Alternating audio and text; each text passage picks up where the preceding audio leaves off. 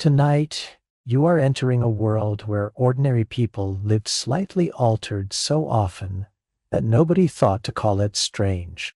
Not criminals, not outcasts, your medieval ancestors, and most of the time, they were not chasing pleasure at all. They were just trying to make life hurt less, because life in the medieval world hurt constantly. The room was cold, the teeth ached, the chest rattled, the joints complained before dawn had even fully arrived. A child cried somewhere in the dark, a wound lingered far longer than it should have, sleep came badly or not at all. So people reached for what softened the edges, a drink, a tincture, a syrup, a plant steeped in wine. And once you understand that, the whole period changes shape. Medieval people were not doing drugs in the modern moral sense. They were treating existence itself. You wake before sunrise in a house that does not know comfort the way you do. The air bites at the skin. The blanket has done what it can. But not enough. Your back has stiffened in the night. Your mouth tastes stale. The first movement of the day is not energetic. It is negotiated. Around you, the world is already asking for endurance. Someone is coughing in the next room. Someone else is stoking a weak fire outside. The ground is damp, the light still half asleep, and the day ahead looks long before it has properly begun. This is the physical truth people lived inside. Pain was not an interruption. It was texture. Cold was not seasonal inconvenience. It was a companion. Illness was not exceptional. It moved in and out of houses so often that families learned to make room for it. Teeth rotted, limbs swelled, bellies cramped, wounds infected, women labored, children burned with fever, men worked through injuries because work did not pause for tenderness. In a life arranged like that, relief was never a luxury for long. It became part of the structure, so medieval people softened themselves. Not always dramatically, not always enough to lose contact with the world, more often in small steady ways that folded into ordinary survival. A cup that warmed more than the body, a preparation that quieted pain, a bitter liquid that made the night gentler, a syrup that hushed a child, a draught that made a procedure possible. The altered feeling was often mild, sometimes deeper, but what mattered most was that it helped. And because it helped, it stayed. That is the first large truth of this world. Altered consciousness was not pushed to the margins. It sat much closer to the center of daily life than a modern listener might expect. It moved through cottages and monasteries, across noble tables and market stalls, through sick rooms, workshops, and religious houses. It was not always named in dramatic terms. It did not need to be. It was simply part of how pain was handled, how sleep was found, how fear was lowered, how the body was persuaded to continue. You have to let go gently of the modern instinct to imagine shame arriving first. Shame comes much later in history. Suspicion comes later. Criminal language comes later. For medieval people, the question was rarely whether consciousness should be altered. The question was whether suffering could be made smaller, even briefly, and at what cost. That difference changes everything. It means the mother giving something soothing to a restless child does not think she is crossing into vice. The monk drinking, inhaling, swallowing, or steeping what helps him endure long cold hours does not think he is slipping morally. The laborer numbing pain enough to finish the day is not entering a secret culture of intoxication. The noble trying to sleep is not imagining scandal. All of them are living inside the same broad assumption. If a thing eases the burden of life, then it belongs among life's tools. And that assumption, once accepted, becomes very quiet. It does not shout. It does not announce a rebellion against reason. It settles in with the rhythm of ordinary need. Morning pain, evening fatigue, winter dread, toothache, fever, childbirth, restlessness, grief, a body refusing peace. Something is brought out, something is mixed, something is swallowed an hour later. The world is not perfect, but it is softer. Softer is often enough. That is the softer reveal at the heart of this story. Medieval people were not trying to become other than themselves. Most of the time, they were trying to remain functional inside conditions that would have broken easier lives. They were not treating pleasure as medicine. They were treating life as something that very often required medicine just to stay bearable. Once that settles into place, the era stops looking random. The practices may still seem startling from a modern distance, but they no longer seem senseless. They begin to form a pattern, a coherent one. This was not a civilization of fools swallowing whatever they found in the garden. It was a civilization building systems of relief out of observation, repetition, inheritance, memory, and desperate practical need. They did not understand the brain the way modern science does. They did not know receptors or neurotransmitters, but they knew what made the body loosen, what made pain recede, what called sleep closer, what quieted fear, what made survival feel possible for one more day. And that is where our journey really begins, not in chaos, not in medieval madness, but in a world that had built a serious, recognizable, deeply human logic around relief. If the medieval world seems reckless at first glance, it is only because you are looking at it from the safety of modern medicine. From inside that world, the logic felt gentler and far more practical. People were not reaching blindly for strange substances because they were foolish. They were reaching for relief because relief was scarce and pain was not. There were no antibiotics waiting to rescue an infected wound. No reliable anesthesia before a knife. No quiet pharmacy full of measured tablets and sealed certainty. There was cold in the room, rot in the tooth, fever in the child, swelling in the joint, blood in the cough, and long nights where sleep stayed just out of reach. Suffering was not occasional. It was woven into the ordinary fabric of being alive. And once suffering becomes ordinary, anything that softens it begins to look less like vice and more like sense. That is what made medieval medicine coherent within its own limits. It was built from what people could observe. A plant that eased pain was remembered. A resin that calmed the chest was kept. A flower that encouraged sleep was grown again. Knowledge moved from text to hand, from garden to sickroom, from elder to apprentice, from healer to household. It was not modern science, but it was not random either. It had pattern, habit, and care inside it. You can feel that in the quieter figures who carried this system forward. The physician with his copied book, the herbalist with bunches drying above the hearth, the monk tending useful plants behind stone walls, the wise woman who knew what to steep, what to crush, what to save for winter, and what to give only in very small amounts. They were not trying to intoxicate a civilization for pleasure. They were trying to make difficult lives survivable.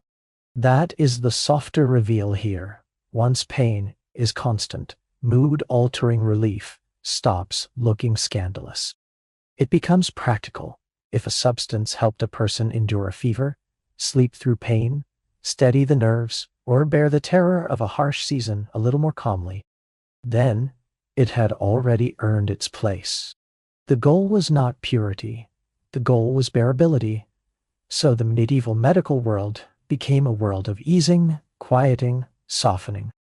Not always curing, but calming. Not always saving, but helping. And once you see that clearly, the whole system grows easier to understand. Because among all the substances trusted in that world, one stood above the rest in usefulness, reputation, and simple human gratitude. And it began, as so many powerful things do, with the poppy. You begin in a field of poppies, where the flowers seem too soft for the work they are about to do.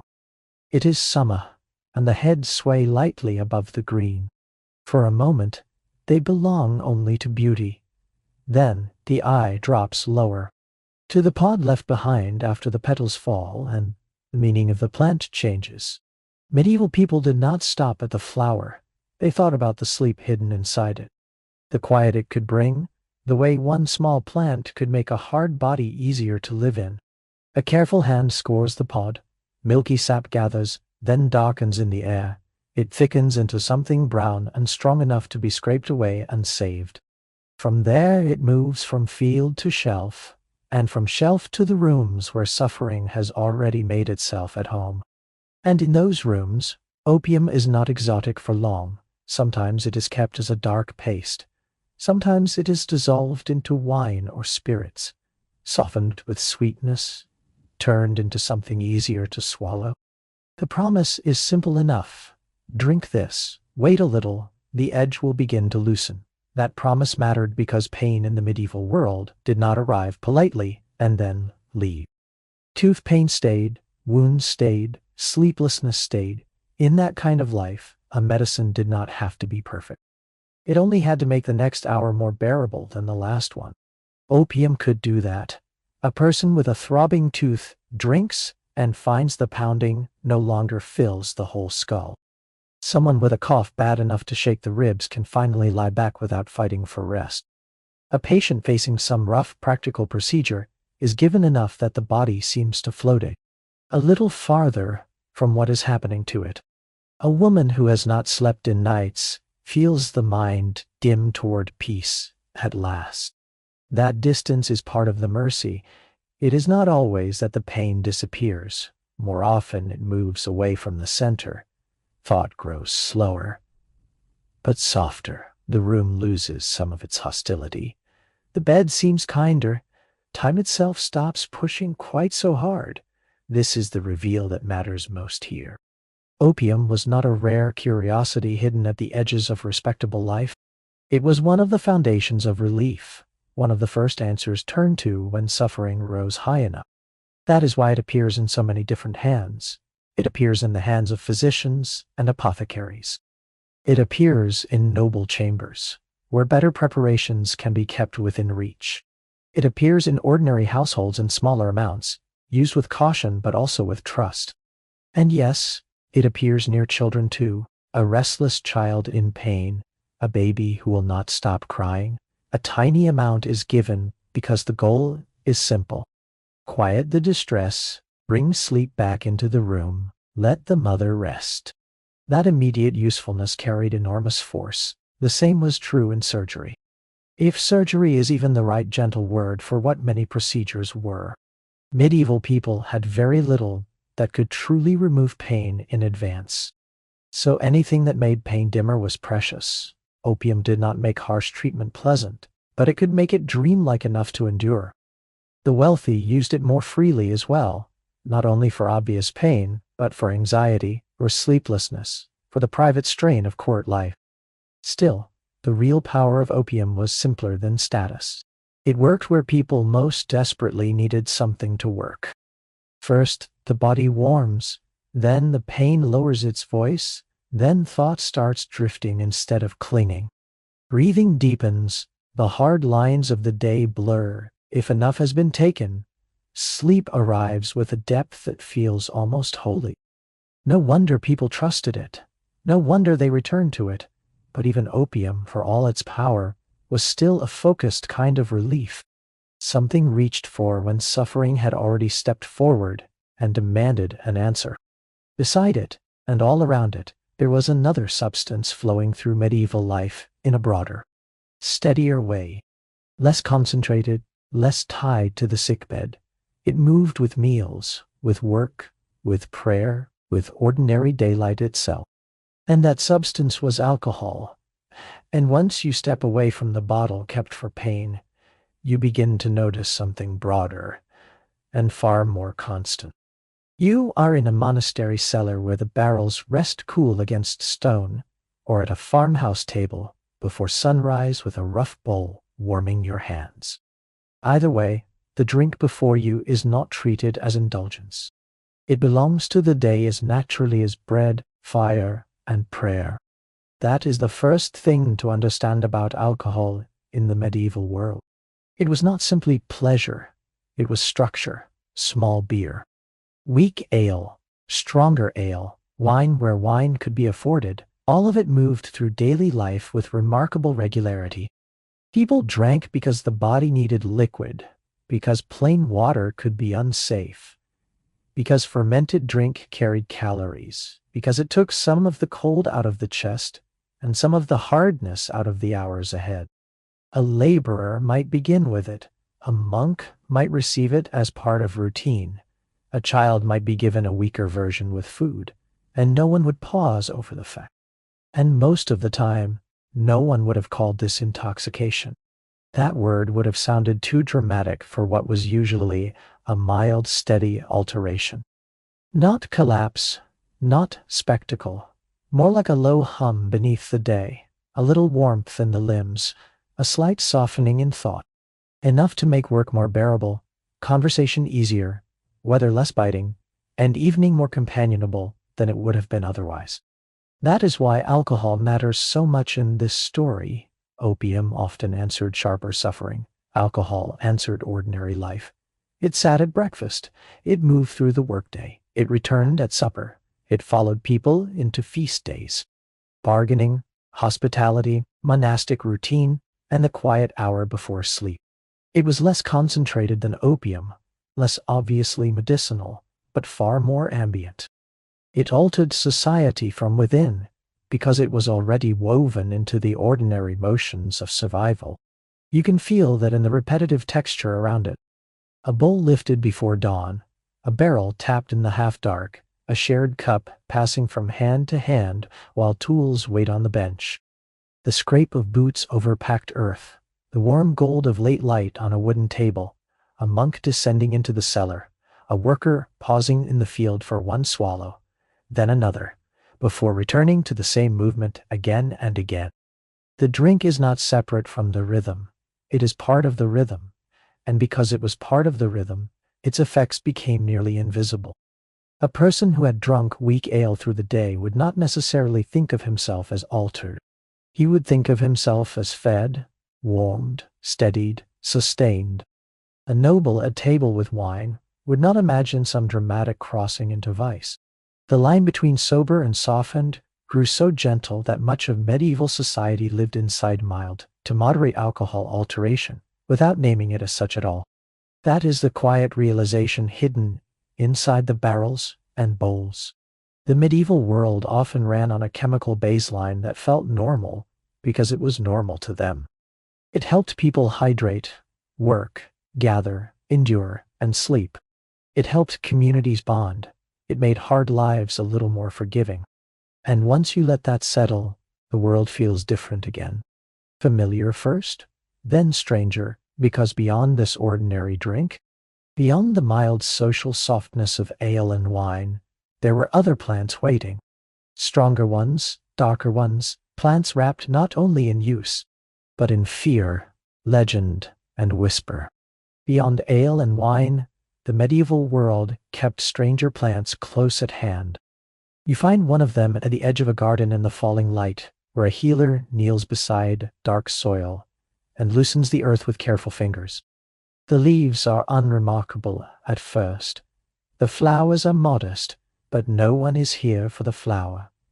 It is the root that matters.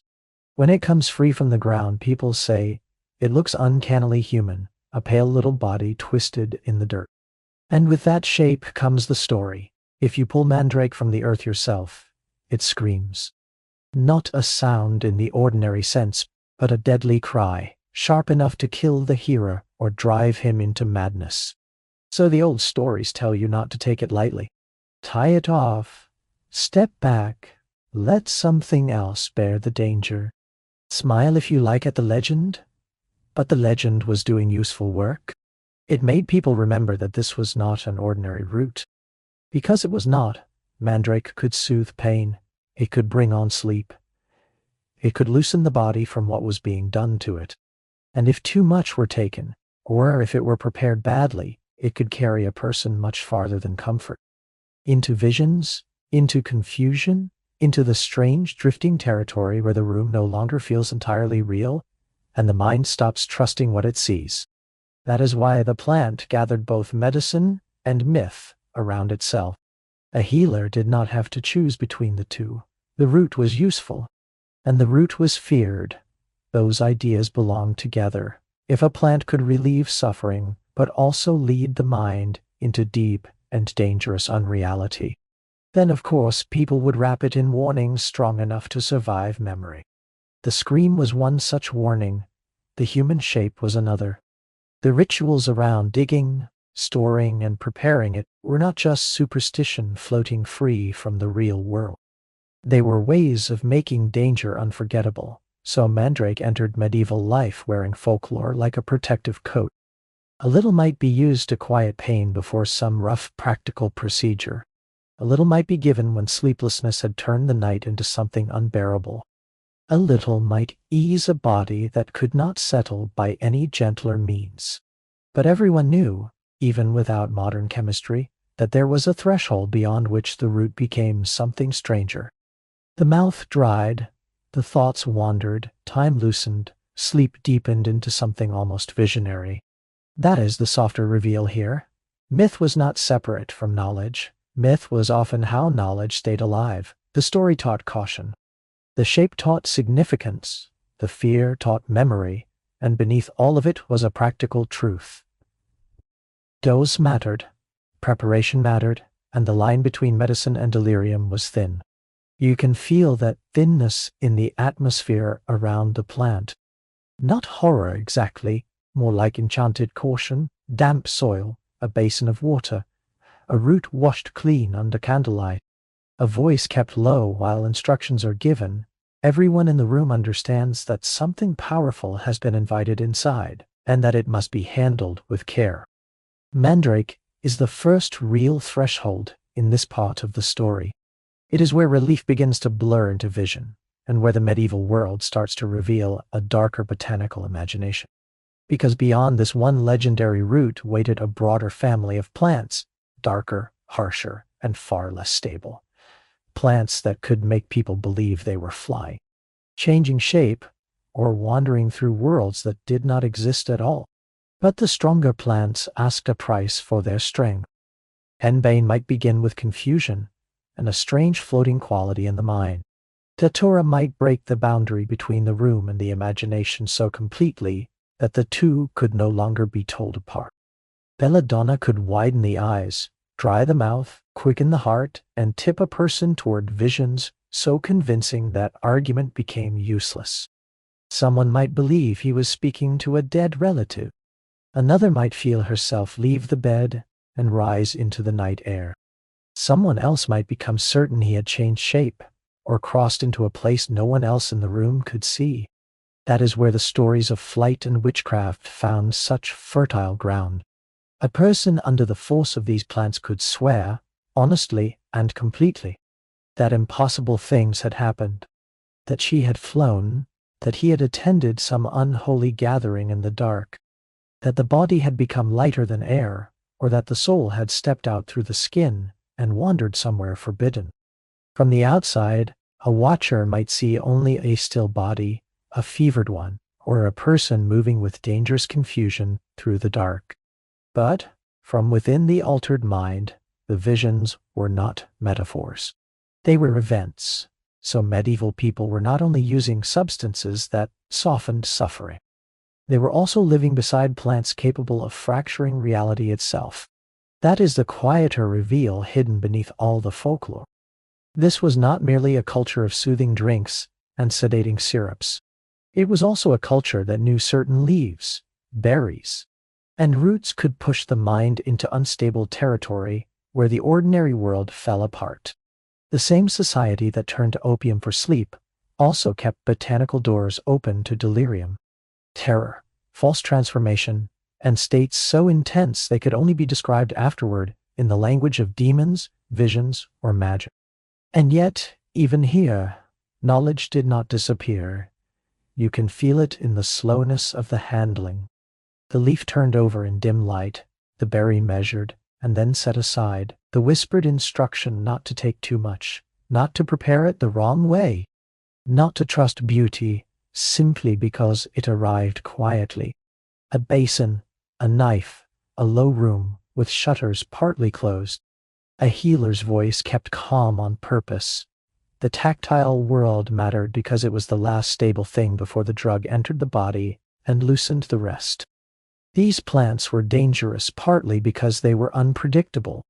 One preparation might calm, another, made from the same plant in a different season or a different measure, might send the mind wandering so far that the body could no longer be safely governed. A person might speak wildly, stumble into cold air, reach for things not there, or mistake fear for revelation. Death was possible too, and everyone knew it in the old practical way. People know things that happen often enough to become part of caution. So the garden stayed hushed around them. No need for dramatic speeches. The leaves already carried their reputation. Their names already moved with a certain pressure in the mouth. These were not plants of comfort alone. They were plants of threshold, crossing, instability, and dangerous wonder. And after a stretch in their company, the mind begins to long for something gentler again. Something that still altered consciousness. Yes, but without the same violent uncertainty. Something calmer, softer, less theatrical in its effects. And that is where the path begins to turn next, toward cannabis. After plants that could tear reality open, cannabis feels almost courteous. You meet it first, not in whispers of witchcraft, but in trade, in medicine, in the quieter confidence of substances that do not need a legend to justify their use. It comes through merchants, through physicians, through apothecary shelves where useful things are arranged without drama. Seeds, oil, resin, preparations folded into the same world of remedies that already knows how to work with pain, sleep, and the troubled mind. That calm framing matters. Cannabis did not carry the same theatrical fear as Henbane or belladonna. It did not usually promise flight, delirium, or some terrifying break with the visible world. It entered medieval life more gently than that.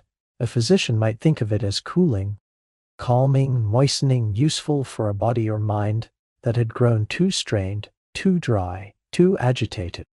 The exact theory varied, but the practical sense remained steady enough. This was something that could help, so it found a place. A little might be prepared for pain that did not need the heavier mercy of opium. A little for the anxious patient whose thoughts would not stop circling. A little for sleep, when the night was not unbearable exactly, only restless and unwilling to settle. It could be used for appetite, for digestion, for the general easing of a person who had become too tightly wound inside himself. None of this required scandal. It required only observation, and medieval people were good at observing what made suffering more manageable. That is part of what makes cannabis so interesting in this story. Its value lay partly in how softly it changed consciousness, not by wrenching the mind into visions, but by loosening its grip. A person might feel calmer, less burdened by pain, less pressed by fear. Hunger might return, sleep might seem nearer, conversation might grow easier. The body might simply become a little more inhabitable than it had been an hour before. And in a world already built around bearability, that counted for a great deal. You can feel the tone around it in the way it is prepared. Seeds measured out in small amounts, an oil infusion warming slowly, a tincture resting in a dark bottle, nothing rushed, nothing theatrical. A patient takes it and waits, not for a violent break from the world, but for a soft shift within it. The effect comes on in that quieter way some medicines do. The shoulders ease, the stomach settles, the mind stops crowding itself quite so aggressively. That gentleness helped to make it legitimate. Cannabis did not need to prove itself through force. It was useful because it altered the body and mind without always overwhelming them. It gave relief without demanding surrender. In a medical culture that prized practical outcomes over moral panic, that made it valuable. It could be bought, prepared, prescribed, carried into ordinary life without much social shame at all, which is its own kind of surprise from a modern distance. Nowhere here do you feel the later centuries of legal fear pressing down on the plant. It belongs to the shelf, to the handbook, to the physician's calm vocabulary. It is another tool among tools, sometimes a minor one, sometimes more important, but recognizable legitimate and accepted enough that its presence does not need much defending. Though, that is the quieter reveal in this section. Cannabis mattered because it changed consciousness softly, rather than violently. It did not fracture reality. It adjusted it, and those softer adjustments often fit the needs of ordinary life better than the more dramatic substances ever could. So, after the terror of the nightshades, the medieval world exhales a little here. Oil, seed, tincture, patience, a calmer medicine, a milder drift, a body that hurts less, a mind that resists itself less. This too belonged to the pharmacological logic of the age. But the calm never lasts forever in this story, because once you have seen how many useful substances can alter the body, another rule begins to rise into view, older and harder than any single plant. In the medieval world, the line between cure and poison was never very wide. Often they lived side by side, on the same shelf, in the same jar, waiting for the hand that knew the dose, or failed to. You step now into the apothecary's workshop, and the first feeling is not danger. It is order. Shelves rise in careful rows, glass catches the low light. Bundles of dried herbs hang from beams, powders rest in folded papers, oils sit in stoppered bottles. A scale waits on the table beside a knife. A mortar, a set of tiny weights, and all the small instruments of a person trying to make the body more bearable through patience and precision. It would be easy, standing here, to think this room divides the helpful from the harmful with perfect clarity. But it does not, because some of the most beautiful substances in the room are also the ones that can stop a heart, still, a lung, or carry a person quietly beyond recall. Hemlock, aconite, belladonna, other leaves, roots, and extracts, whose names moved through medieval medicine with a mixture of respect and caution. They were not kept because people were foolish. They were kept because in the right hands, and in the right amount, even dangerous things might still serve. That is the logic you have to feel here. A substance was not poison simply because it could kill. Many of the most valued remedies could do that. What mattered was amount, preparation, need, intention. A dose small enough to reduce pain might be medicine. A little more might become a mistake. A larger amount given on purpose might become murder. The plant itself remained the same, the meaning changed with the hand, the measure, and the hope attached to it. This is why the shelf itself feels so revealing. Remedy and danger do not live in separate buildings. They live beside one another in the same jars, under the same roof, inside the same practical system of care. The apothecary knows this. The healer knows it too. A little too much of one powder, and the patient does not sleep, but fades. A root taken at the wrong season, a tincture made too strong, a hand distracted for one moment at the scale, and the line is crossed without ceremony. Hemlock teaches that lesson in one way, aconite teaches it in another. Both can be useful in theory, terrifying in practice, and unforgiving when guessed at badly. Medieval people did not always understand the precise chemistry, but they understood the moral texture of working this close to risk. You approached such substances slowly, you handled them with attention, you trusted experience more than confidence, and if you were wise, you feared ease. That is the quieter reveal hidden in the workshop. The substance itself was often morally neutral. What mattered was context, amount, and hoped for outcome. A patient in severe pain might receive something dangerous because doing nothing felt more dangerous still. A physician might reach for a harsher preparation not because he loved risk, but because the body before him had already entered a condition where gentler tools had failed. Medieval medicine could be reckless, yes, but much of the time it was not choosing casually between safety and danger. It was choosing between different kinds of danger and hoping one of them might leave the patient alive. That gives the room its strange dignity. Nothing here is lurid. Nothing needs to hiss or glitter with theatrical menace. The danger is quieter than that. It sits in the folded paper. It waits in the measured drop. It lives in the reverent stillness of a hand that knows a cure can become a poison without changing its face. So the work remains methodical. A powder is weighed, a bottle is stoppered, a note is copied into a book. Outside, the town continues in its ordinary rhythm, barely aware that some of the deepest truths of medieval medicine are being handled in this calm, precise silence. Beautiful things can wound, deadly things can heal, and the difference is often no wider than a breath. Once you understand that, another darker pattern begins to come into view. Because the most frightening poisonings were not always deliberate, and not always confined to one patient in one room.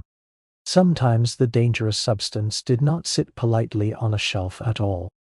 Sometimes it entered a whole community through bread, through grain, through the daily food that no one thought to fear until bodies began to convulse, and the village itself seemed to lose its hold on reality. You notice it first in the grain, long before anyone understands the bodies. It is harvest time, or close to it, and the fields should be comforting in their usual way. Rye standing dark against the wind, wheat bending in the same old rhythm, the mill waiting, the ovens waiting, the whole village moving through the familiar work that turns summer into bread and bread into another winter survive. But some of the grain looks wrong, not ruined exactly, just wrong enough to trouble the eye if the eye lingers. Darker, misshapen, a little too heavy with some hidden corruption no one can yet name. And because grain is grain, it is gathered anyway. It goes to the mill. It becomes flour. It becomes dough. It becomes the same loaf placed on the same table in the same room where families have always sat with bowls, cups, and tired hands. Bread is not a luxury in this world. It is structure. It is certainty. It is the one thing no one expects to turn against them. Then the village begins to change. At first it may seem like illness, the ordinary kind that already moves through poor rooms and cold seasons. Someone grows weak. Someone cannot stop trembling. Someone complains that the body no longer feels fully obedient, that the hands twitch, the legs jerk, the skin burns or crawls with some invisible distress. Then the visions begin, or the convulsions, or the strange compulsive movements no one can explain cleanly. A woman swears she sees what is not there. A man collapses in spasms. Another seems to move as though the body has been taken over by a rhythm he did not choose. And because this is the medieval world, the explanation does not begin with chemistry. It begins with fear, a curse, perhaps, a punishment, a malign influence in the air. A saint offended, a devil near at hand. Church bells sound over the village as they always do. But now they seem to ring over a place that has slipped slightly away from itself. People pray, people whisper, people watch their neighbors with the special unease that comes when suffering is visible but not understandable. What they do not know is that the drug is already inside the bread. The grain has been touched by ergot, a dark fungus growing where nourishment should have been. It enters the loaf unnoticed and moves from table to body with all the innocence of daily hunger. No one takes it for pleasure. No one measures it in a bottle. No one chooses it knowingly at all. And yet the body receives it just the same. The muscles begin to spasm. The mind begins to wander or fracture. Reality loosens. Fear and vision braid themselves together until whole outbreaks can feel supernatural, simply because no other language seems large enough for what is happening. That is the deeper strangeness here. Entire communities could be altered without ever understanding that they had consumed a drug. Not in an apothecary's workshop, not in a healer's garden, not by choosing some root or tincture with care, but through bread, through the most ordinary food in the village, through the same daily act repeated so often that it had become almost invisible. And that makes the suffering feel different, more collective, more mournful, a field harvested, a millstone turning, flour lifting in pale dust, dough worked by hand, a loaf broken open at table, then, days later, a church full of frightened bodies kneeling under candle smoke while someone shakes. Someone weeps, Someone stares into a corner at something no one else can see. The rural rhythm remains in place, but something has entered it and bent it out of shape. Even the outbreaks that later sound theatrical to modern ears, the dancing, the convulsions, the visions, are less like spectacle up close and more like confusion made communal. People suffer together because they have eaten together. They interpret together because interpretation is all they have. The bells ring, the priest speaks, the families wait, and somewhere beneath all of it sits the simpler truth no one in the village can yet reach. The bread itself carried an altered state into the body. That is the quiet reveal hidden inside this darker chapter. Medieval people were not only choosing substances, sometimes substances chose them. The body could be changed accidentally. The mind could be pushed elsewhere by something as plain and trusted as grain.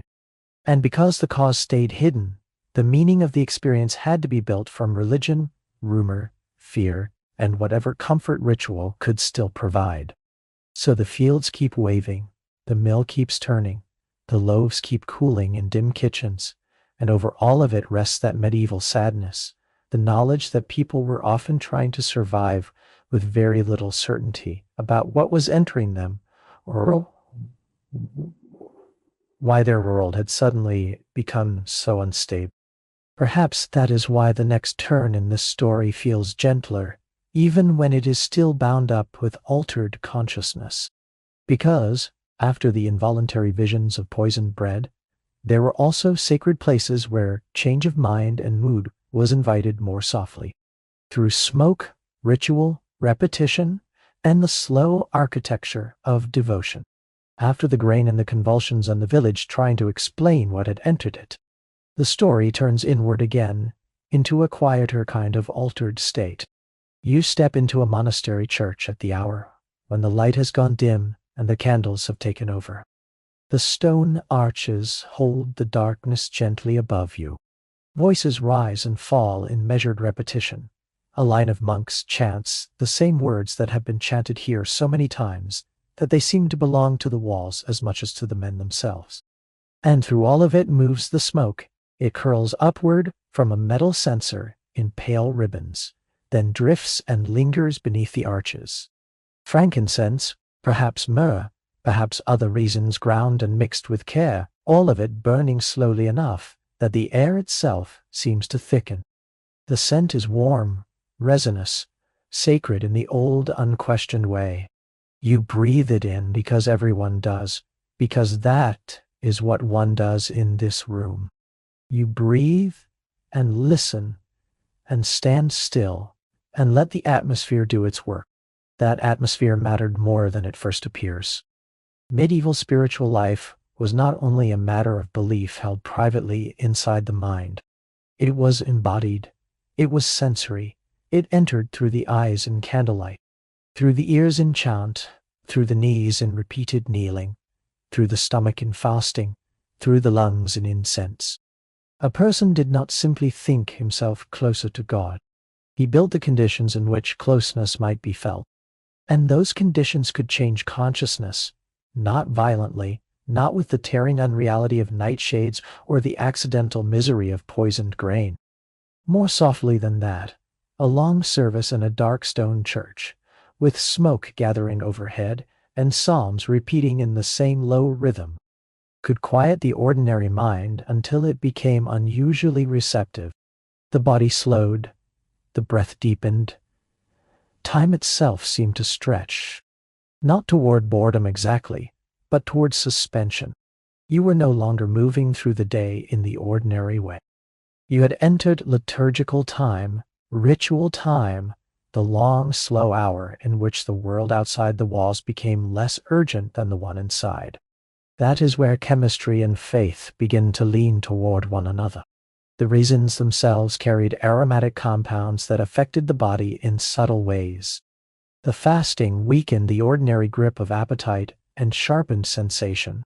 The chanting narrowed attention until repetition itself became a kind of current carrying the mind forward.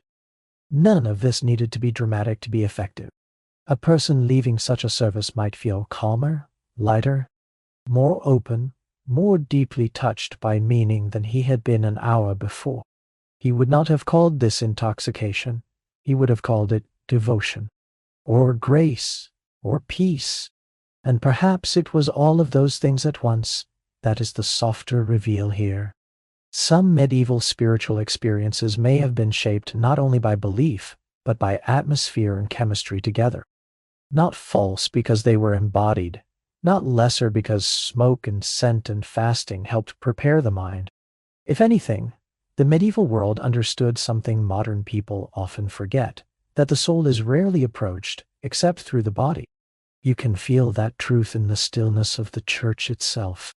The censer swings, the smoke drifts, the chant continues in long, even phrases. A monk lowers his head, another turns a page, wax gathers on the side of a candle. Somewhere beyond the walls, the night goes on with its ordinary cold and labor and pain. But in here the hours have softened into something less practical and more suspended.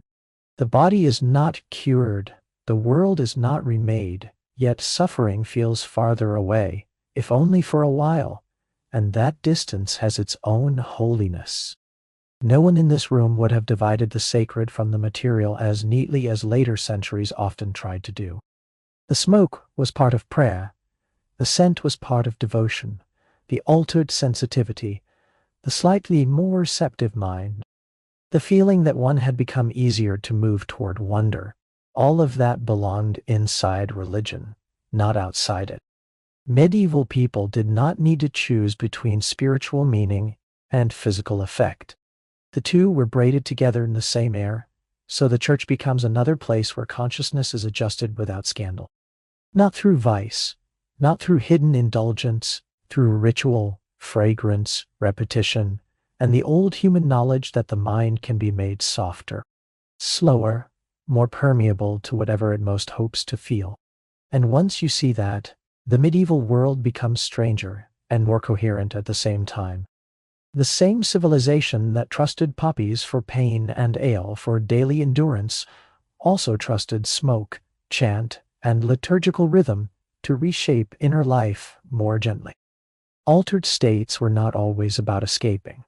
Sometimes they were about preparing, making the soul more ready, making stillness easier to enter. But even sacred atmosphere was not the farthest reach of medieval pharmaceutical ambition. Because beyond the garden, beyond the apothecary shelf, beyond the church smoke, there existed medicines so elaborate and ambitious that they seemed almost to gather the whole world into a jar. And among them stood one of the most famous preparations of all, a substance built not around one plant, but around dozens, all meant to heal what ordinary remedies could not. In a physician's study, on a shelf set slightly apart from the ordinary bottles and folded powders, there stands a jar that seems to gather attention without asking for it. The glass is dark, the seal is careful, the substance inside is thick, costly, and spoken of with a kind of quiet confidence usually reserved for things that have traveled far and survived many hands. This is not a village herb steeped for one night's pain. This is something grander, a medicine with a reputation large enough to move ahead of itself. Theriac, even the name seems to arrive already dressed in authority. A physician does not reach for it casually. He reaches for it when a patient has money, or status, or an illness serious enough to justify something rare. The jar is opened with deliberation. The scent rises slowly. Resin, spice, bitterness, a faint sweetness beneath it. What sits inside is not one plant, not one remedy, but a whole layered ambition. That is what makes theriac so fascinating in this world. It was a compound medicine built from many ingredients, some familiar, some costly, some imported from very far away. Opium, yes, often near the center of its power, but also resins. Spices, herbs, oils, sometimes minerals, sometimes ingredients included as much for prestige as for any clear bodily effect. Cinnamon, myrrh, saffron, ginger, frankincense, perhaps honey, perhaps wine, Perhaps things so rare and expensive that their presence mattered almost as much symbolically as medicinally. A jar of theriac did not just promise relief. It promised range, depth, reach. It suggested that the world itself had been gathered, ground, mixed, and preserved in the service of healing. You can feel the slowness of its making, a recipe copied from older authorities. Ingredients measured out on a table one by one, powders sifted, resins softened, liquids folded in, everything mixed patiently, then sealed away to rest and deepen. Some preparations were believed to improve with time, as though medicine itself could mature, like wine, into fuller strength. The apothecary or physician making it was not merely improvising with whatever sat nearby. He was following tradition, expense, memory, and craft. And that is the quieter reveal here. Medieval pharmacology was not only rough, local, and improvised. It could also be elaborate, prestigious, and astonishingly ambitious. Theriac carried a dream inside it, the old dream that one medicine might be broad enough to answer many forms of suffering at once. Pain, weakness, poison, internal distress, fevers, unexplained decline. If a body was failing in some complex and difficult way, this was the sort of substance people wanted waiting on the shelf. Not because it always cured, but because it felt like the closest thing to a universal answer that the age could imagine. Part of that power, of course, came from the opium so often folded into it. A patient taking theriac would often feel something real.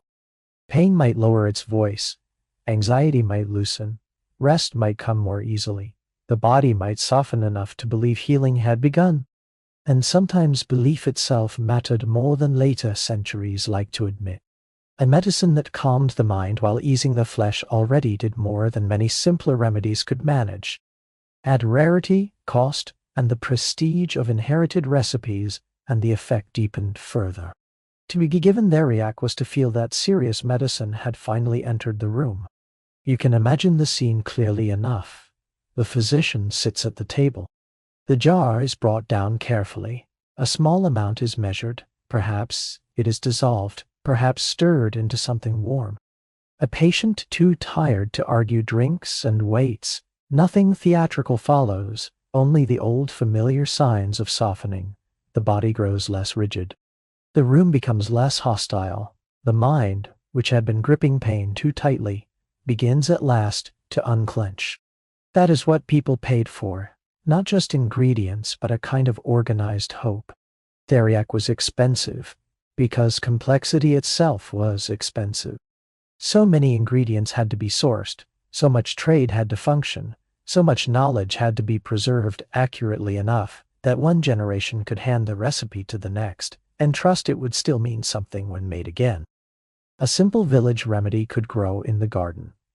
Theriac required networks, and once you notice that, the jar begins to look different.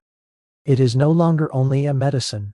It is evidence of roads, ports, translators, merchants, copied texts, and contact between worlds. Its luxury is not accidental. Its ambition rests on movement. Ingredients traveling, recipes traveling, medical ideas traveling. A dark jar, in a physician's study, turns out to contain not only compounds, but history itself, thickened into paste. So the dream of the universal cure leads outward, as naturally as it leads inward. From the shelf to the road, from the recipe to the archive, from the physician's hand to the larger systems that made such medicine imaginable at all. And those larger systems, once you begin following them, lead toward crusade contact, translation, and the long trade routes that carried both substances and knowledge across the medieval world. If the jar of theriac suggests a world gathered into medicine, the next step is to ask how that world was gathered in the first place. And the answer leads outward, away from the quiet physician's table and into motion. Ships crossing the Mediterranean, merchants returning with bales, resins, powders, seeds, and stories. Scribes bent over manuscripts in rooms where Latin meets Arabic line by line. Crusaders moving east with steel and prayer. then coming back not only with scars and relics, but with contact, with methods, with names for substances and ways of preparing them that Europe had not fully refined on its own. This is where the story becomes larger than one garden or one apothecary shelf, because medieval Europe did not build its drug culture in isolation. It inherited some things from antiquity, yes, but it was also strengthened, sharpened, and in many cases deepened by contact with the Islamic world, where medicine had been studied, organized, translated, tested, and written down with a sophistication that impressed even those who did not always understand how much they were borrowing. You can feel that transfer happening quietly rather than dramatically. A manuscript moves from one library to another, a recipe is copied, a physician learns a better preparation for opium, a merchant brings back cannabis products already known and used elsewhere with calm medical legitimacy.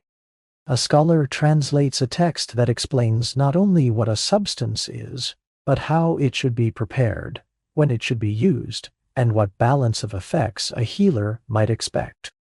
Knowledge does not always arrive with trumpets. Often it arrives with ink, freight, and repetition. That is what makes this exchange so important. Europe's use of substances like opium and cannabis did not simply spring from local improvisation.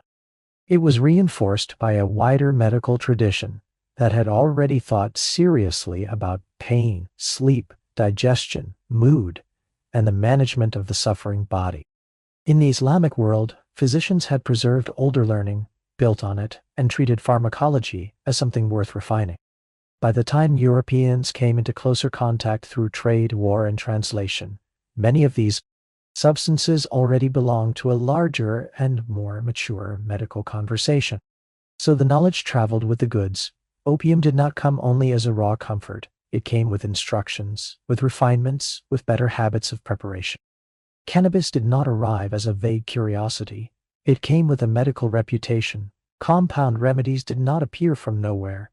They were part of a broader world in which scholars, healers, and pharmacists had already spent generations observing what softened pain, quieted the mind, or helped a body endure. That is the quieter reveal in this section. Medieval European drug culture was not a sealed local invention. It was part of a much larger chain of contact, one shaped by ports, translators, traders, and physicians working across languages and faiths. And the tone of that transfer is worth noticing, not frantic, not chaotic, more like a patient widening of the shelf. New texts, better recipes, more confidence in certain substances, more ways to dissolve, preserve, combine, and administer what the body seemed to need. A ship unloads at port, a crate is carried inland, a manuscript is copied in a cooler room miles away. A scholar lowers his head over a page. A physician later opens that same page and finds a preparation that will enter practice so quietly it will soon feel as though it had always been there. That is how civilizations often change, not all at once, but through accumulated usefulness. The medieval world absorbed what worked. It borrowed, translated, adapted, and folded outside knowledge into daily care. And because the substances themselves eased real suffering, they did not remain abstract for long. They settled into ordinary practice, into jars, into recipes, into the hands of people who no longer needed to know where every idea had first been written in order to trust its effects. Which brings the story back down from ships and manuscripts to the person who stood closest to that daily trust. Because in the medieval town, the living bridge between imported knowledge and ordinary need was not usually the grand scholar or the distant translator. It was the apothecary, standing in a shop full of measured powders and dark bottles, turning the knowledge of whole worlds into something a tired body could actually take home. You find the apothecary first by the shape of the room before you find it by the smell. The market outside is loud in the ordinary way. Cloth unfurls, metal knocks against wood, chickens object to being handled. Merchants call out prices with varying degrees of honesty. But the apothecary's shop gathers the noise differently. It stands just slightly apart from the rest, more contained, more careful, as though the air itself has been trained to behave once it crosses the threshold. Inside, everything narrows into order. Shelves rise along the walls, lined with jars, folded packets, oils, dried bundles, resins, roots, powders, and bottles, dark enough to make every liquid inside look older than it is. A scale waits on the counter beside tiny weights, and a knife worn smooth by use. Labels sit where labels should, dust gathers, but even the dust seems disciplined. Nothing here feels theatrical, it feels practiced, and people keep coming in. A man with a cough that has stayed too long, a woman who has not slept, a mother wanting something gentle enough for a child, but strong enough to quiet the room before dawn. A laborer with pain in the back, a clerk with a stomach that keeps turning against him, a servant sent by a household that prefers its needs delivered discreetly. They come one by one, or in pairs, bringing symptoms, requests, gossip, and the low human urgency that gathers wherever suffering can be translated into a purchasable form. That is what makes the apothecary so important. This is not simply a shop. It is the point where knowledge becomes practical, where books and trade routes and inherited recipes turn into bottles on a shelf and something measured into a paper twist for a body to carry home. The physician may diagnose, the merchant may transport, the translator may preserve learning on the page, but the apothecary stands where all of that finally meets the hand, the mouth, the wound, the sleepless bed. And because of that, the apothecary knows things, not only about plants and compounds, though certainly that. Not only about which tincture warms, which resin soothes, which powder must be measured more carefully than the others. The apothecary also knows the town, who has money, who is desperate, who is discreet, who asks for sleep when what they really want is forgetting, who sends a servant because the household cannot risk being seen too often in the shop, but who comes in for medicine and leaves with something that sits in the softer gray area between treatment and desire. That gray area matters because the apothecary is not working inside a neat modern divide between medicine and recreation, symptom and mood, cure and comfort. A customer may come asking for pain relief and also hope to feel lighter in spirit. A noble may ask for calm before a journey and mean more than calm. A laborer may need something for the body and not object if it softens the mind along the way. The apothecary understands this without making a performance of understanding it. So commerce becomes intimate, a question asked quietly, a bottle selected from the back shelf rather than the front, a preparation adjusted because this customer is known to tolerate more or less, or because the person buying it has purchased the same thing before and spoken well of it afterward. Expertise and money meet here, but so do trust and routine. The shop becomes part of the town's emotional machinery, a place where people go not only because they are ill, but because they want the body made easier to inhabit. That is the quieter reveal in this section. The apothecary stood at the exact point where suffering, chemistry, money, and altered consciousness met. You can feel that convergence in the room itself, the dried herbs hanging overhead, the bottles catching low afternoon light, the slow scrape of a powder being drawn together with a blade, the neatness of an oil poured into a smaller glass vial, the patient waiting while something is measured not by intuition alone, but by experience, by repetition, by all the remembered consequences of getting it wrong. This is why apothecaries could become respected, even prosperous. They were merchants, yes, but not only merchants. They were gatekeepers. They knew which substances were common, and which rare, which safe enough for ordinary use, and which required a steadier hand. They had access to goods other people did not know how to source, and access itself has always carried status. A good apothecary could provide not just medicine, but reassurance. A better one could provide effectiveness, in an age when the body was constantly at risk of becoming unbearable. That was a form of power. And yet, their power was never entirely official. Some of what passed over the counter sat comfortably inside accepted medicine. Some of it lived in a quieter uncertainty, a preparation that helped sleep too well, an herb known to affect fertility, a stronger tincture given to the right customer under the right phrasing. The shop could become, without ever announcing it, a place where the boundaries of respectable treatment bent to meet practical need. Still, the room remains calm, no scandal in the shelves, no drama in the glass. Only the tactile order of a place where dangerous and helpful things have learned to live side by side, under the eye of someone who knows how often the difference between them comes down to amount, timing, and the person receiving them. And for all the apothecary's knowledge, there were other forms of pharmacological knowledge in the medieval world that stayed less visible, less officially housed, and in some ways more intimate. Knowledge carried not in market shops, but in kitchens, birthing rooms, gardens, whispered instruction, and the hands of women who treated bodies the official world did not always know how to read. There are rooms in the medieval world that official medicine does not fully govern, though bodies suffer there just as urgently. You enter one now, a smaller room, warmer than the market, quieter than the apothecary's shop, filled not with public authority but with practical attention. Cloth has been folded and set within reach. Water is heating. Oil waits in a shallow dish. Dried herbs hang, where someone who knows them by touch can find them even in poor light. A woman is here before you, not announcing herself with titles, not framed by a university or a physician's robe, but known all the same. A midwife, perhaps, a wise woman, a healer, whose knowledge lives in the hands as much as in the mind.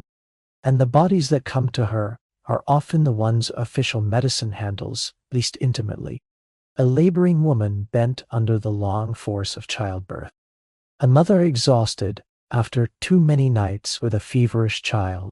A girl with pain she cannot explain easily to a man trained to speak in theory before he listens to the body itself. A wife who fears another pregnancy more than she can safely say aloud. A woman whose cycle has gone wrong. A woman whose body will not conceive.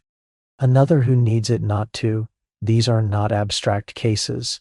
They are lived emergencies, and they arrive in private. That privacy shapes the medicine here. Relief is not grand. It is close, a measured amount of something to soften labor pain. A preparation to steady the breath, ease the body, quiet panic before a difficult birth. A little opium, perhaps, used not carelessly but with the sort of respect that grows only where pain has been watched at close range many times before. A little cannabis, perhaps, when gentler calming is needed, or when sleep must be persuaded back into a body that has forgotten how to welcome it. Hot cloth, oil, steam, herbs prepared in ways too ordinary to look powerful from the outside, though power is exactly what they carry. What matters here is not theory alone, but timing. When to give relief, how much to whom, what this particular body can bear. A healer working in such a room learns quickly that no two women respond in quite the same way. One needs only a little, another needs more. One must be calmed, another must be kept alert. One can be helped by warmth and patience. Another requires stronger assistance, and soon this is pharmacology practiced at the edge of necessity, and it produces its own kind of expertise. That expertise often stays unofficial. It passes woman to woman, room to room, through whispered correction, remembered failures, successful births, close observation, and the long repetition of care. A midwife may know how much poppy preparation dulls pain without flattening a mother entirely. She may know which herb warms the womb, which tea steadies the stomach, which oil calms the body enough that fear does not take over the labor. She may know which plants are spoken of quietly when pregnancy must be avoided, delayed, ended, or managed in ways the larger public world pretends not to notice. And this too belongs to the hidden pharmacy of daily life. Contraceptive herbs, fertility remedies, plants with reputations strong enough to be sought out even when the danger around them is understood. Some worked uncertainly, some worked too well. Some were folded into drinks, some into oils, some into small bitter preparations offered with low voices and practical tenderness. The risks could be real, but so were the reasons. Medieval women lived in bodies where reproduction was not only holy or celebrated. It was dangerous, painful, economically heavy, socially defining. Any knowledge that gave even a little leverage over that reality became important. That is the quieter reveal in this section. Some of the most important medieval pharmacology lived in women's hands, not only in the official medicine of men. It lived in birthing rooms, kitchens, bedsides, and private corners where a woman did not need a lecture on theory, but help that arrived in time. It lived in the memory of which child slept after which syrup, which labor eased after which draught, which womb bled too long, which body needed warmth before medicine, and which one needed medicine before anything else could work. This was not lesser knowledge because it was less formal. In many cases, it was closer knowledge, tested against living bodies without the shield of abstraction. You can feel that closeness in the room itself, the low sound of water, the rustle of linen, the sheen of oil in a bowl, the murmur of advice not meant for the street, outside. A hand placed on a shoulder, another hand measuring not only a dose, but a moment. Nothing here feels theatrical. It feels intimate, exacting, and tender in the practical way that only difficult care can be.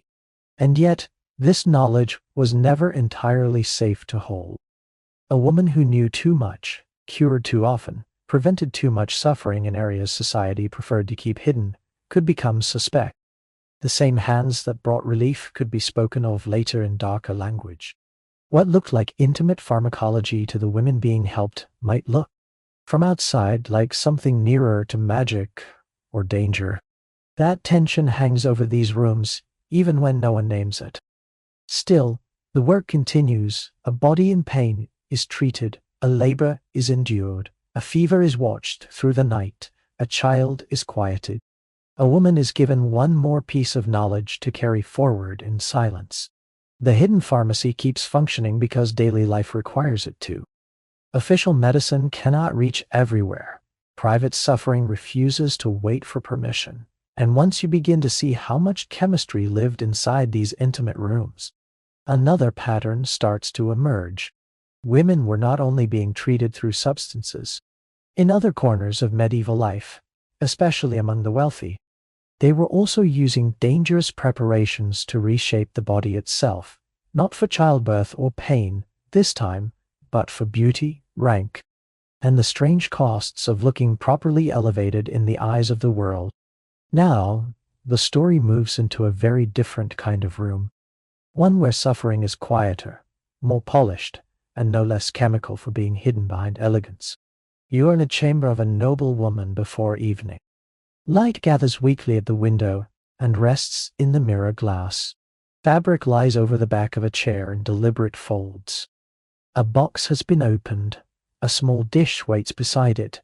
Powder sits pale as dust on the table, beside a brush, a cloth, a little pot of something darker, and the careful arrangement of a face not yet finished. Nothing in the room looks violent. That is part of the sadness.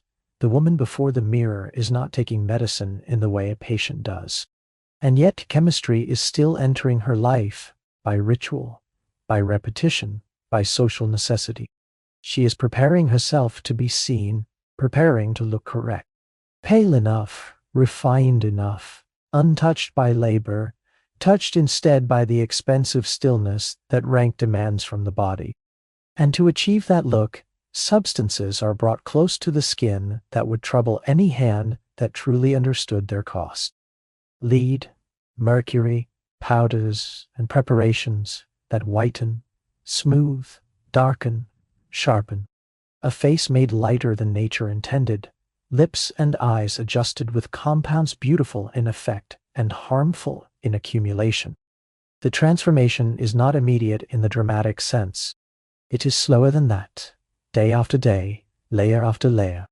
The body accepting what the culture has decided it must wear. And because the change arrives through beauty, it is easier to overlook what kind of exchange is taking place. The pale skin so admired in elite life does not simply signify taste.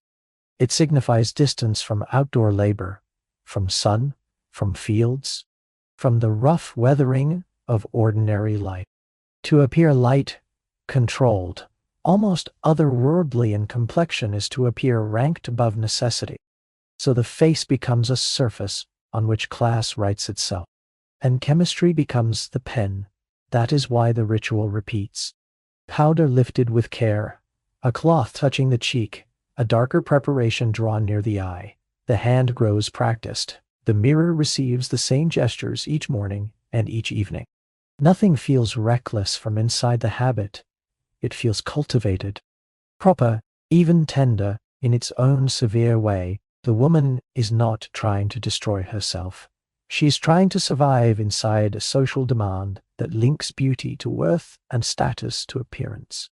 But the body keeps its own accounting. A little more exposure, a little more strain carried inward through skin and breath and habit.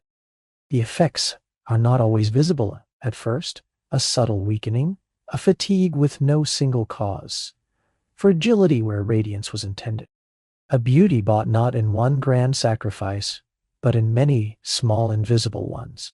The chamber stays graceful, the mirror stays bright, the ritual continues even while the body quietly pays. That is the softer reveal here. Medieval chemical life did not belong only to medicine chests, healers' hands, and pain relief. It also lived inside beauty itself, inside the perfectly ordinary self-poisoning that society called refinement. And because it was normalized, it did not feel like poison. It felt like maintenance. A noble woman did not sit before the mirror thinking of toxins. She thought of presentation, of marriage, of rank, of how she would appear in candlelight, at table, in company, under observation. She thought of the cost of failing to look as she should. In that calculation, the substances became tools rather than threats. Harm disguised itself as polish, damage passed as discipline. You can feel how quiet that makes the whole thing. The room remains hushed. Powder settles in the air, a sleeve is adjusted, a ribbon is tied, a lamp is trimmed lower. Outside, the household continues in its many familiar noises. But here, everything narrows to surface, gesture, preparation. No screams, no panic, only the low repetitive choreography of a person reshaping the face to meet the world more safely. Even if the means of that reshaping carry danger of their own. In that way, the chamber is not so distant from the apothecary after all. Both are rooms where desired effects are measured against bodily risk. Both trust substances to bridge the gap between what the body is and what life requires it to be. The difference is only in the kind of suffering being managed. In one room it is pain, in this one it is expectation. And once the eye adjusts to that truth, the medieval world opens again in a new direction. Because chemistry was not only easing pain, altering visions, or refining faces, it was also shaping attention itself, wakefulness itself, devotion itself. In another kind of room, far plainer than this one, among stone walls and candle stubs, and the disciplined rhythms of prayer, substances were helping minds stay alert, focused, and open to things they hoped were holy. Now the story moves into a smaller room, quieter than the noble chamber, colder than the birthing room, and yet no less shaped by chemistry. You are in a monk's cell late at night. A candle burns low beside an open manuscript. The flame bends, now and then, in a draught that finds its way through stone. The room is plain almost to the point of austerity. A narrow bed, a stool, a table, a shelf with a few precious books, and on that table, close enough to be ordinary, sits a cup of wine. The monk has already slept once, or tried to, but monastic life does not always allow the body the long, unbroken dark it wants. Bells divide the night, prayer divides it too. A man may lie down only to rise again for an office before dawn, then return to study with sleep, still clinging to him like a weight around the eyes. In such a life, wakefulness is not natural, it is maintained, and that is where the softer chemistry enters. A little wine before reading, a little wine after rising in the dark, not enough to make the room sway, not enough to collapse discipline into indulgence, but enough to warm the blood, steady the chill, and persuade the tired mind to remain open a little longer. What matters is not drunkenness, it is sustainment. A monk does not need spectacle. He needs alertness gentle enough to sit beside devotion. So the cup belongs here more naturally than a modern listener might expect. It belongs beside the manuscript, beside the copied lines of scripture, beside the theological commentary, beside the marginal note, waiting to be added by a hand that has grown slow with the hour. It belongs to the schedule itself, the long architecture of prayer, chanting, reading, kneeling, rising, repeating. Medieval spiritual life was not built for comfort. It was built for endurance, and endurance, in this world, was often helped along by substances that softened the strain without seeming to violate the holiness of the work. That is what makes the monastic setting so quietly revealing. The most disciplined lives of the age were not untouched by altered consciousness. They were supported by it, and sometimes deepened by it. Wine helped with cold and wakefulness. Incense thickened the air in chapel and entered the lungs with every psalm. Fasting sharpened the mind in some ways and made it more permeable in others. Long repetition changed the body's sense of time. Put all of that together, and the monk did not simply think about God in a clear, untouched state. He approached God through a body already shaped by ritual, deprivation, scent, rhythm, and mild chemical easing. You can feel it in the silence around him. The page turns, the cup is lifted. A phrase from the manuscript is read again more slowly. Beyond the cell, the monastery has its own breathing. Distant footsteps in a corridor, the memory of chant still hanging somewhere in the stone. Sleep has not fully left the body, yet the mind is held upright by duty, by habit, by the small warmth in the cup, by the old human instinct to help consciousness reach what discipline alone cannot always sustain. That is the softer reveal here. Even the most spiritually serious medieval lives were often chemically softened, supported, or intensified.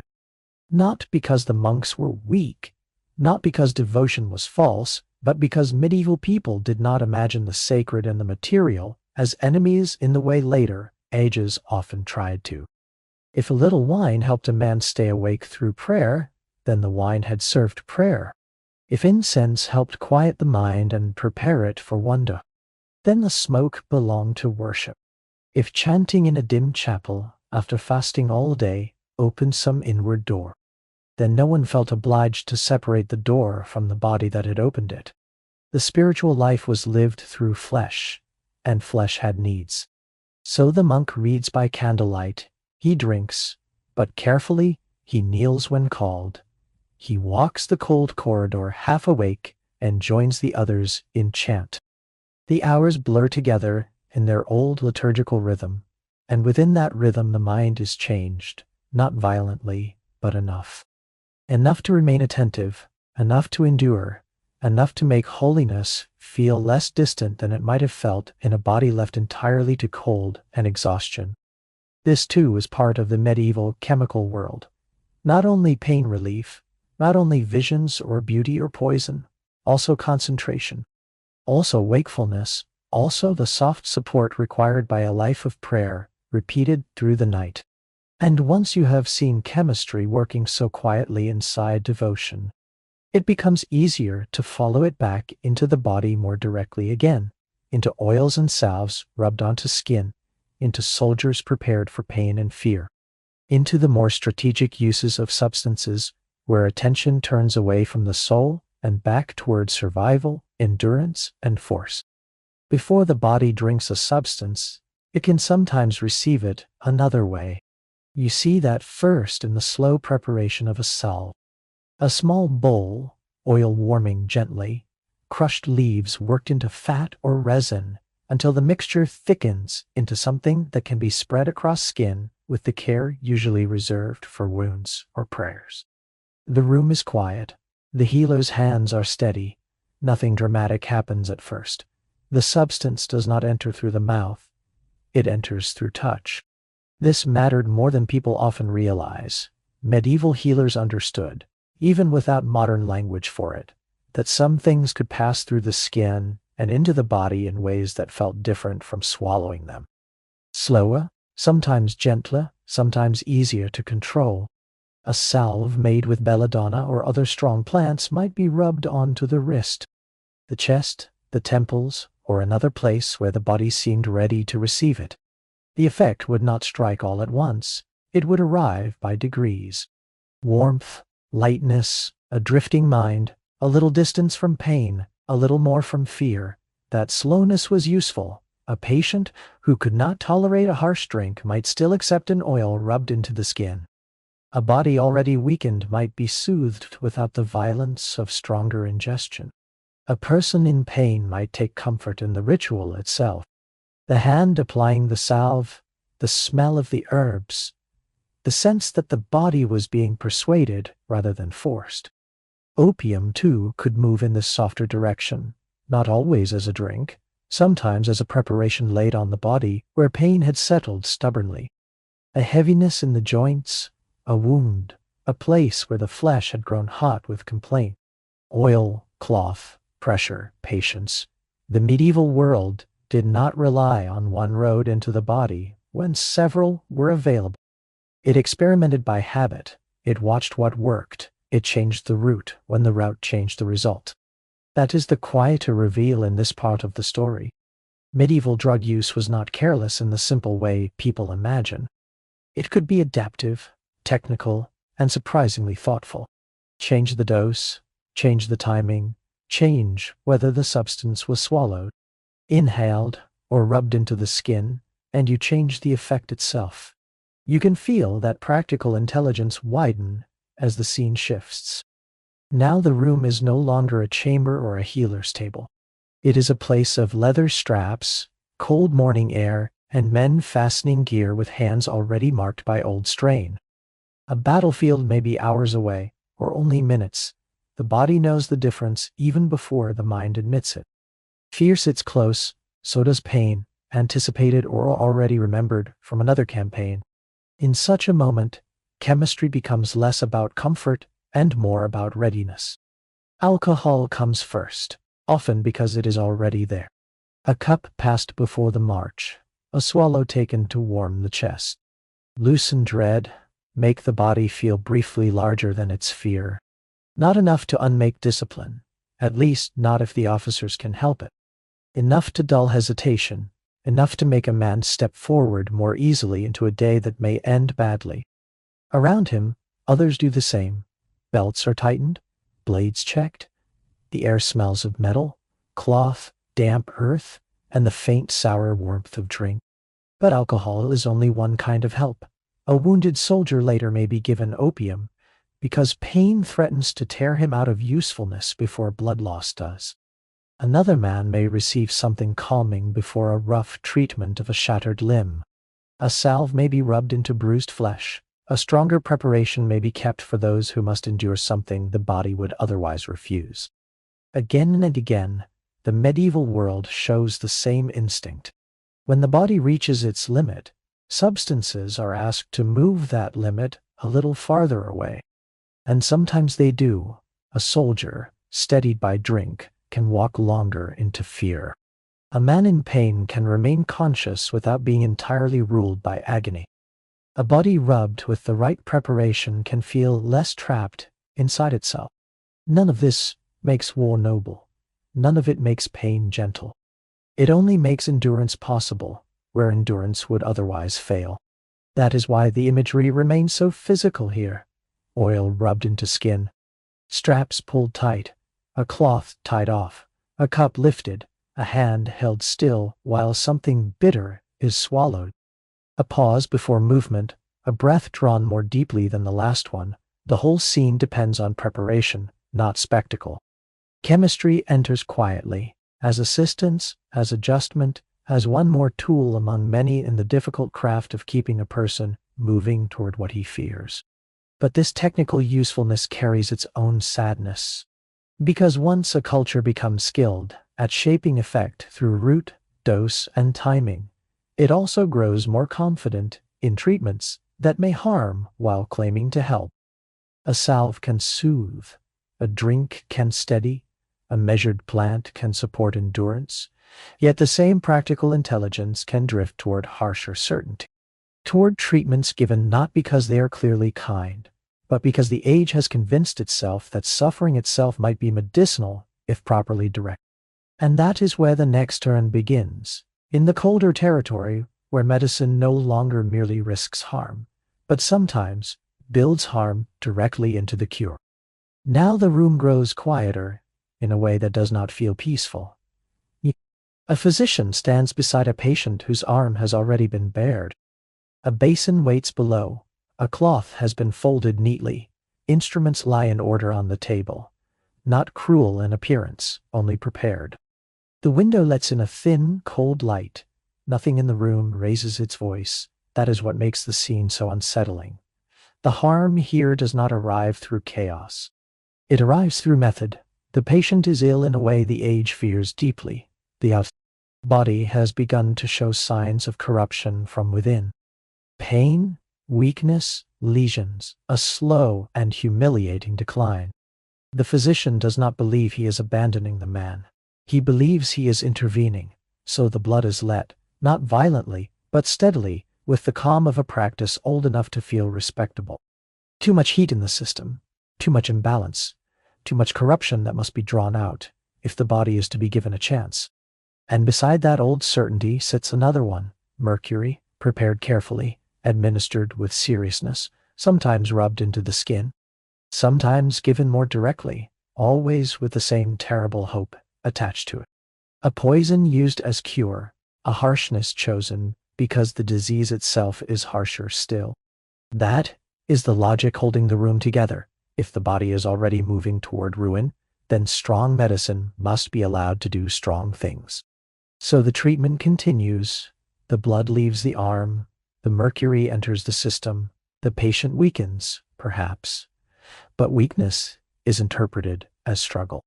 Salivation, trembling, exhaustion, pain in the mouth, confusion in the body, these may not be read as evidence that the cure is wrong. They may be read as signs that the cure is working its way through the corruption. The physician watches and persists, because to stop would be to admit uncertainty. And uncertainty is hard to bear when the alternative is doing nothing while a body declines in plain sight. That is the quieter tragedy here. Medieval medicine did not always harm out of carelessness, and not usually out of cruelty. It harmed through conviction, through structured belief, through systems of knowledge that were coherent enough to inspire confidence and wrong enough to turn that confidence dangerous. The physician is not trying to punish the patient. He is trying to save him by means the age considers serious, forceful, and necessary. You can feel that wrongness most clearly in the stillness of the room. The basin catches what is drained away. The cloth is adjusted.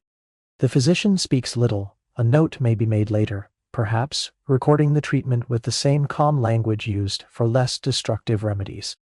The room remains clinical, almost overly calm, and that calm softens nothing. If anything, it sharpens the sadness.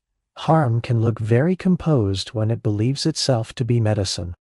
And yet the logic is not hard to understand. If inaction feels like surrender, then almost any action can begin to look merciful. If a disease humiliates and weakens and promises a terrible future, then even poison can feel like a form of hope. The age did not have the luxury of waiting for safer answers. It reached for the strongest things it knew, and sometimes the strongest things were exactly what broke the body further. That is the reveal that matters here. Medieval medicine could become systematically destructive, not because it had abandoned care, but because care itself had been built on harmful certainty. The physician bleeds the patient because balance must be restored. He gives mercury because corruption must be driven out. Each act belongs to a structure of thought larger than either man in the room. And because that structure feels orderly, its damage can continue longer than simple brutality ever could. Outside, the world goes on in its ordinary rhythm. Bells ring somewhere beyond the walls. Footsteps pass in the street. A cart moves over stone inside. The patient submits to treatment because the doctor is learned, because the disease is frightening, because suffering always makes certainty attractive, even when certainty has begun to rot. And from here, the story darkens further still, because once a culture accepts that strong substances may be given in the name of health, the damage does not stay contained to one bed, one arm, one diagnosis. It moves outward into households, into nurseries, into plague years, into moments when children are dosed, panic spreads, and poison is no longer only a medical risk, but part of the wider social life of fear itself. The darkest parts of this story do not begin in a battlefield or a witch trial, or some grand public disaster. They begin in a small room with a crying child. It is late, the light is weak, the mother has already been awake too long, and the infant in her arms cannot be persuaded towards sleep by rocking, warmth, or whispered comfort. The little body twists with pain or fever, or some discomfort no one in the room can truly diagnose. The crying has become continuous enough to blur into the walls. At last, something is taken down from a shelf, a small preparation. A few drops only, something known to calm, and soon the room grows quieter. That quiet is the first sorrow here. No one giving the dose imagines herself cruel. She is tired, frightened, and trying to help. The child settles, the breathing softens, sleep, or something near it, finally comes. The mother can rest, the house can breathe again. In the logic of the moment, the medicine has done what medicine is meant to do. It has reduced suffering. It has restored order to a room that had begun to fray. And so the practice repeats, a little for teething, a little for pain, a little because the baby will not stop crying, a little because the day is long, and the mother has too many hands worth of work and only 2 hands to do it with. The substance enters a body too young to choose it, too young to refuse it, too young even to understand what kind of softness is being invited into the blood. The child simply receives what the age believes is useful. That is what makes this chapter so heavy. Medieval chemical life did not touch only the curious, the powerful, the devout, or the desperate adult. It touched the smallest bodies too. It entered infancy not through vice or experimentation, but through care, through the exhausted tenderness of adults who wanted less pain, less noise, less suffering in the room. And because the short-term effect was real, the longer shadow stayed largely invisible. The same pattern appears again when the story broadens outward. A town sickens, a season worsens, then comes plague, and with it, the old collapse of certainty. The body blackens, burns, weakens, swells, the breath shortens. Houses close themselves around fear, streets thin, bells mark the dead so often that sound itself begins to feel tired. In such years, people will try almost anything that carries even the shape of a remedy. So medicines multiply, a stronger preparation, a stranger herb, a compound purchased at great cost because someone claims it worked in another town. A syrup, a powder, a resin, a tincture. People who would have hesitated in calmer years no longer hesitate much at all. Desperation narrows thought. If the body is already moving toward death, almost any intervention can begin to feel reasonable. Anything that sounds hopeful gathers value. Anything that promises preservation, purification, protection, or relief becomes easier to sell and easier to believe. That is where another sadness enters. Not only genuine medicines now, but false cures, imitations, thin mixtures passed off as stronger ones. Expensive preparations padded with cheaper ingredients. Bottles sold because fear makes markets of its own. A family empties savings for a remedy that carries more promise than substance. A dying man drinks and waits. A mother buys something for a fevered child and watches for the turning point that never comes. The plague does not merely expose the weakness of bodies. It exposes the weakness of trust, and yet even then, the rooms remain strangely domestic. A cup covered and set by the bed, a cloth laid across the forehead, a spoon lifted to the mouth, a hand feeling for heat at the wrist, candle burning low enough that shadows gather in the corners. Nothing about the scene looks like legend from inside the room. It looks like people trying to keep each other alive with what they have. That is why the darkest truths stay quiet. They are not always shouted from rooftops. They happen in sealed cups and folded cloths and doses counted by tired hands. A child is calmed. A sick man is given one more preparation. A family buys one more hope. The chemistry of the age keeps moving through ordinary gestures, even when those gestures lead toward damage rather than relief. And there were darker uses still, because in a world that knew plants could heal, it also knew they could harm. A substance measured as medicine in one room could become a weapon in another. Something slipped into food, something mixed into drink, something given not to quiet pain, but to create it.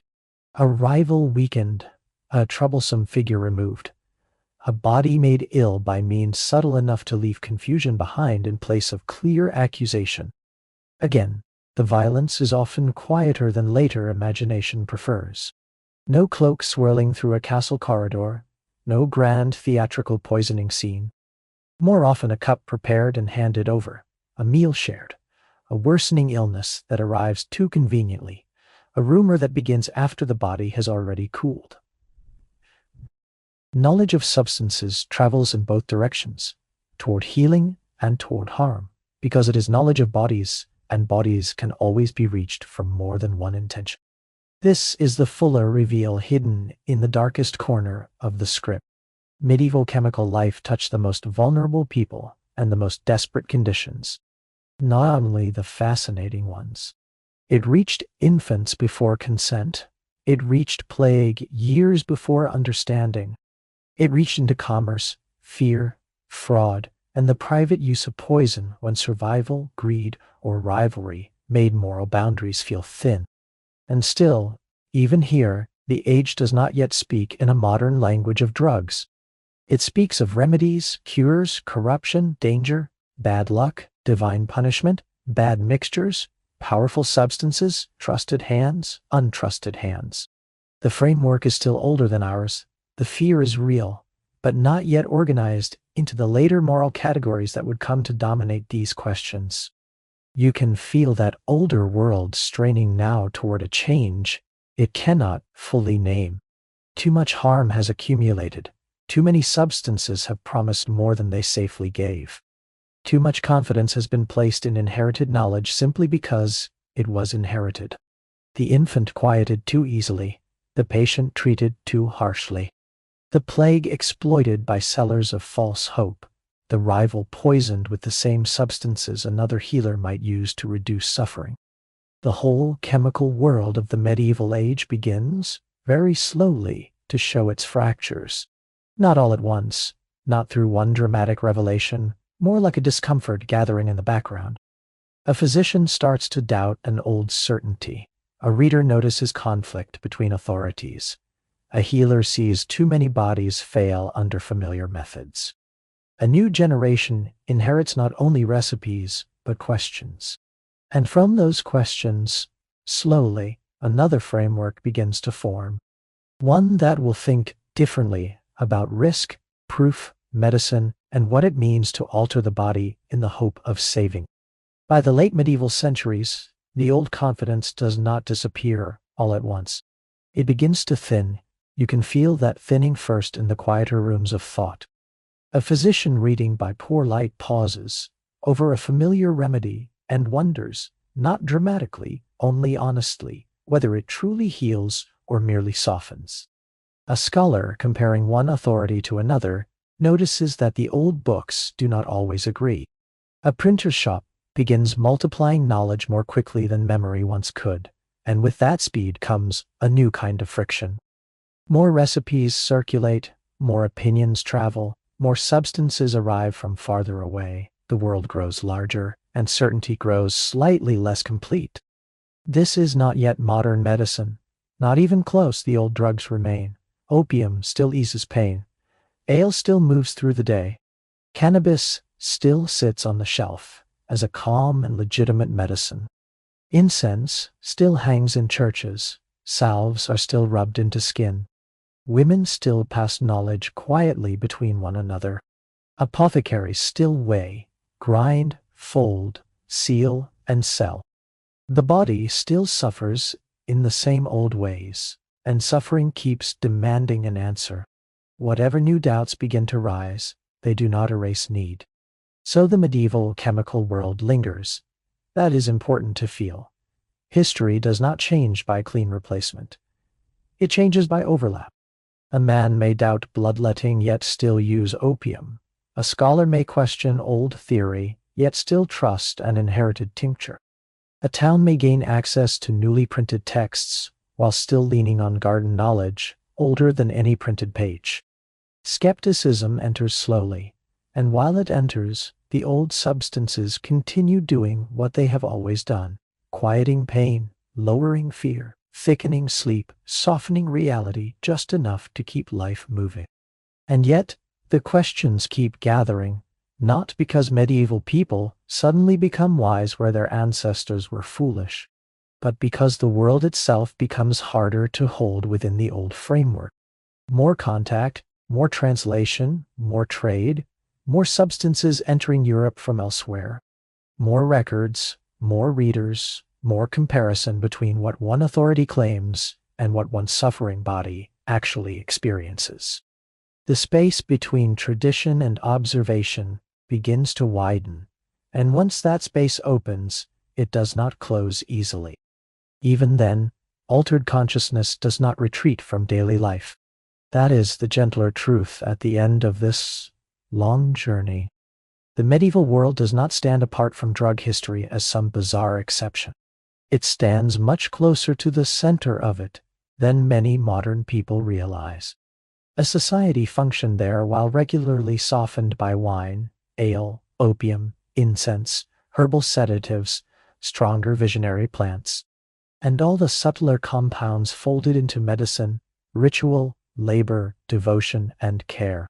People worked, prayed, fought, gave birth, raised children, studied theology, buried the dead, built cathedrals, copied books, governed households, kept markets running, and through much of it, they did not inhabit an untouched or chemically empty consciousness. They inhabited a different normal. That is the quieter reveal that has been waiting beneath every section of the story. Medieval people were not reckless in the crude, modern sense. They were not living in some endless carnival of intoxication. They were living inside a chemical normality that feels strange to us only because our categories came later. Relief was not neatly separated from ritual. Medicine was not neatly separated from mood. Sleep was not neatly separated from sedation. Devotion was not neatly separated from atmosphere. Beauty was not neatly separated from exposure. The lines we like to draw now were softer then, and often invisible. Over time, of course, those lines would harden. Later centuries would moralize more sharply. Some substances would be defended, others condemned. The language of vice would grow louder. The language of regulation would sharpen. Governments, churches, physicians, merchants, and moral reformers would all begin to speak more anxiously about altered states and what they meant. The long road toward prohibition, suspicion, criminalization, and modern drug fear would eventually take shape. But that future is not yet fully here. For now, the old world still breathes. A monk still lifts a cup in the cold hours before dawn prayer. A mother still reaches for what calms a child. A healer still knows which herb warms, which root quiets, which preparation dulls pain enough to let the body rest. An apothecary still keeps his shelves in order. A patient still drinks something bitter and waits for the room to grow a little kinder than it was before. Across all of it runs the same soft current, the hope that life may become more bearable if the mind and body can be altered just enough. And perhaps that is the thought worth carrying into the dark. Not that medieval people were somehow wild or lost or morally unguarded. Not that they were simply drugged and drifting through history. Something more human than that. They were doing what people so often do when pain is near. Sleep is uncertain, fear is familiar, and the body asks for help. They used what the world gave them. They folded relief into daily life. They built systems around it. They trusted it, feared it, misunderstood it, refined it, traded it, blessed it, abused it, and passed it forward. Your medieval ancestors did not think they were breaking a rule. Most of the time they thought they were living through cold rooms. Weak light, labor, illness, ritual, hunger, longing, childbirth, prayer, and the many small violences of ordinary existence. In that world, relief and altered consciousness were not enemies of life. They were part of its texture, part of its medicine, part of its mystery. And now, as the whole age begins to recede, you can let it soften the way it softened itself. Let the presses go quiet, let the manuscripts close, let the shelves darken, let the bells from the monastery fade into distance. Let the garden settle under night air, let the jars remain still behind glass, let the cup be set down, let the candles shorten, and the stone walls cool. The medieval world does not need to be judged tonight, only understood for a moment, then allowed to drift. A world where people were more chemically accompanied than we like to imagine. A world where relief, ritual, medicine, and altered consciousness were woven together so tightly that no one living inside it could have separated them cleanly. A world that functioned, suffered, believed, and endured while softly changed from within. And with that thought, you can let the centuries close again. Your breathing can slow, your body can grow heavier, the old rooms can dim and empty, the market, the monastery, the apothecary, the birthing room, the study, the field, the chapel, all of them can recede into the quiet distance where history becomes atmosphere and atmosphere becomes sleep. Because tonight's last truth is a gentle one. They were not living against nature. They were living with the strange old human habit of reaching for whatever makes pain smaller, fear softer, and night easier to cross. And in that, perhaps, they were not so distant after all.